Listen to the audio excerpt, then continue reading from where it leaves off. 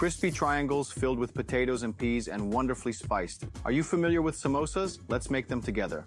Let's start with the dough, which is very simple. Flour in a bowl, a pinch of salt, pour in the water, start mixing the ingredients, and add the oil. Transfer to a clean bowl. Knead it on the pastry board for a few minutes until you get a smooth mixture like this. The dough is ready, it's no longer sticking. Leave it to rest and focus on the filling. Hot frying pan, pour in a nice splash of oil. We're going to make a nice strong mirepoix. Chopped onion, add a nice clove of garlic, crush it directly in the pan. Give it a little bit of spiciness with the dried chili, turmeric, which will give it a yellow coloring as well as a pungent note, and then garam masala, which is a mix of very strong, very pungent spices, including cloves, cinnamon, cumin, and coriander. And now I can add the potatoes, which have been boiled for about 30 minutes, then peeled and diced. This is a completely vegetarian version of samosas, but you can indulge in whichever filling you happen to prefer. Crush them in the pan using the back of a spoon. You can also use the prongs of a fork. This will make it much easier for us to stuff our samosas. Add in the peas as well.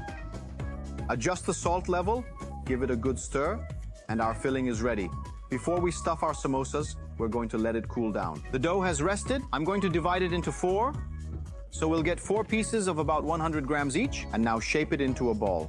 Using a little flour to help us, we're going to spread it out until we get a circle of about 20 centimeters in diameter. That looks to be about right. I'm going to cut the circle in half, and that will give us, that's right, 2 semicircles. Now I'm going to show you how to form samosas. Position it so that the long side is at the bottom. Moisten the perimeter of our samosa and start closing it like this by taking the first flap. Another little bit of water just to make the other flap stick. This will give us a pocket like this, which fits perfectly between our thumb and index finger. Add our filling, obviously being careful that we don't puncture the dough, and we can close it up. Obviously, the first ones aren't going to be beautiful, but they'll definitely taste really nice.